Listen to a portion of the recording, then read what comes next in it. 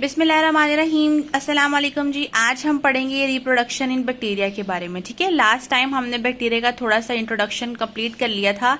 आज हम इसकी रिप्रोडक्शन के बारे में पढ़ेंगे। ठीक है, लास्ट में हमने इसका स्ट्रक्चर भी डिस्कस कर लिया था। तो रिप्रोडक्शन कैसे होती है? ज्यादातर जो बैक्टीरिया होता है वो सेक्सुअल रिप्रोडक्शन के थ्रू ही अपने आप को रिप्रोड्यूस करता है।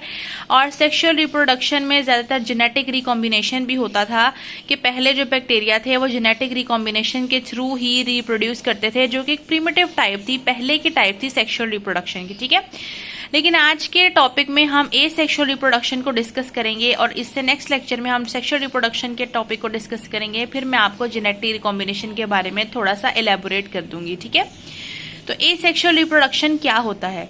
एसेक्सुअल रिप्रोडक्शन होती है कि स्पोर्स और स्पर्म्स और एग नहीं मिले हैं, कुछ भी ऐसा सेक्सुअली मीटिंग नहीं हुआ है, बस एक ही बैक्टीरिया का सेल था और उसने अपने आप को फेवरेबल कंडीशन देखते हुए खुद दो में डिवाइड कर लिया। That is it. उसको किसी भी फर्दर जो है कपल उसकी ज़रूरत नहीं है, किसी भी फर्दर जो मेट है उसकी ज़रूरत नहीं है, किसी भी जो और ऑर्गेनिज्म और बैक्टीरियल सेल की जरूरत नहीं है अपनी रिप्रोडक्शन को कंप्लीट करने के लिए। ठीक है, वो अकेला ही काफी है, वो अपने आप को दो में डिवाइड कर लेगा और एसेक्सुअल रिप्रोडक्शन हो जाएगी। That is a main difference between sexual and asexual reproduction. Okay, तो एसेक्सुअल रिप्रोडक्शन ज्यादातर दो तरीकों से होती है, एक बाइनरी फिशन और एक एंडोस्पोर फॉर्मेशन के थ्रू। ठीक है, तो जिसमें हम बाइनरी फिशन को देख लेते हैं जी। पहले क्या है बाइनरी फिशन? ये सबसे ज्यादा कॉमन वे है एसेक्सुअल रिप्रोडक्शन का। ठीक है, कि एसेक्सुअल रिप्रोडक्शन मेनली तकरीबन 90%, तकरीबन बहुत ज़्यादा जो बैक्टीरिया में होती है वो बाइनरी फिशन के थ्रू हो जाती है। बहुत से जगहों पर तो एंडोस्पोर फॉर्मेशन पढ़ाया ही नहीं जाता है। ठीक है, लेकिन मैं आपको थोड़ा सा इसके बारे में डिस्कस कर दूंगी, लेकिन इसमें मेनली बाइनरी फिशन ही है। तो बाइनरी फिशन एक्चुअली है क्या? It happens when condition is favourable for growth. देखिए जी, रिप्रोडक्शन तभी हो सकती है जब कंडीशन फेवरेबल होगी, चाहे वो एसेक्सुअल हो चाहे वो सेक्सुअल रिप्रोडक्शन हो। ठीक है, ये छोटी सी बात आपने अपने दिमाग में बिठा लेनी है।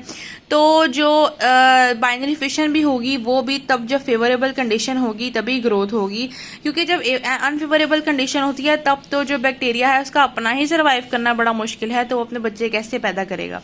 तो फेवरेबल कंडीशन में ही ग्रोथ पॉसिबल है, otherwise it is not possible. Favourable condition में ही reproduction possible, otherwise it is not possible. तो a cell grows twice to its size and then divides into two identical daughter cells। कि जो cell है वो अपने आप को डबल कर लेता है, अपनी सेल मेम्ब्रेन, सेल वॉल, अंदर का मटेरियल, न्यूक्लिक एसिड, सब कुछ डबल इन साइज कर लेता है और फिर क्या करता है, दो डॉटर सेल्स में डिवाइड हो जाता है। फिर उसके बाद है each daughter cell grows to its size of the parent cell, जिसको लाइफ साइकिल भी कहते हैं।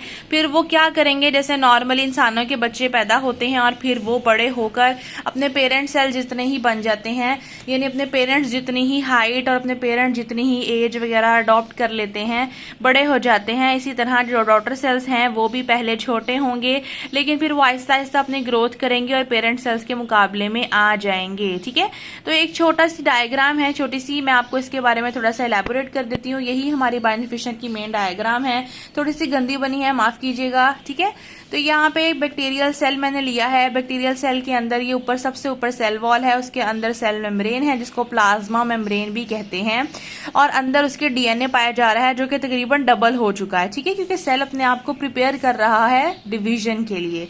अब डिवीजन में हो क्या रहा है, सेल वॉल और सेल मेम्ब्रेन मेनली होती है वो अंदर की तरफ पिंच होना शुरू हो जाती हैं, और जो दोनों डीएनए हैं अलग अलग वो सेल्स के कॉर्नर पे चले जाते हैं और इनको मेसोसोम होल्ड करके रखता है। ठीक है, और इसके बाद ये क्या है, ये जो इनवर्ड ग्रोथ पिंचेस हुई थी वो मजीद तकरीबन दो सेल्स में डिवाइड हो जाती है, लेकिन थोड़ी सी अटैचमेंट रहती है और एट दी एंड ये अटैचमेंट भी खत्म हो जाती है और बैक्टीरियल सेल अपनी विरासत तकसीम करके दो डॉटर सेल्स को भाई कहता है कि लो जी मैंने अपनी अपनी जायदाद तकसीम कर दी, ना अब आप लोग अपनी जिंदगी गुजार लो। ठीक है, तो यहाँ पर ये दो डॉटर सेल्स वजूद में आ जाते हैं। मैकेनिज्म भी कुछ ऐसा ही है कि फिशन से पहले, फिशन कहते हैं ब्रेक डाउन, डिवीजन।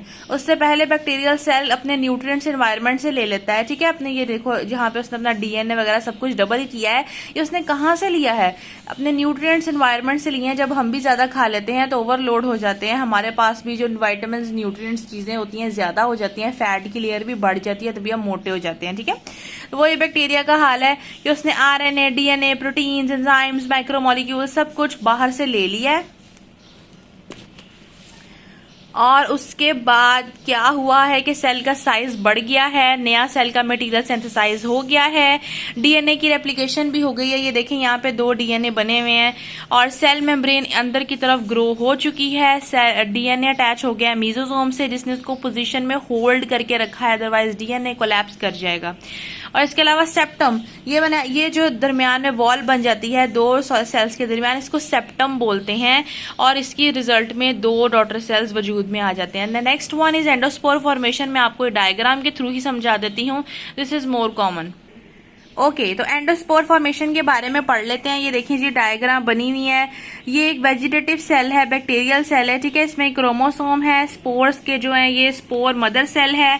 इसने क्या किया है, सॉरी कैमरा बहुत हिल रहा है, ठीक है। स्पोर मदर सेल है और इसके अलावा ये प्री स्पोर बनता है सबसे पहले, वही दरमियान में यहाँ पे सेप्टम क्रिएट होता है और यही सेप्टम क्रिएट होने की वजह से एक सेल आता है जिसको 4 स्पोर उसमें बन जाता है। यही 4 स्पोर की आगे फर्दर डेवलपमेंट होती है। क्या होता है कि सबसे पहले इसके ऊपर कोट बनता है। ये देखिए पहले कोट नहीं था, फिर कोट बन गया। उसके अलावा फिर इसकी मैच्योरेशन हो जाती है, थोड़ा सा ग्रो कर जाता है और जब ये स्पोर अच्छे से मैच्योर हो जाता है तो ये रिलीज हो जाता है और दोबारा अपना प्रोसेस शुरू कर देता है।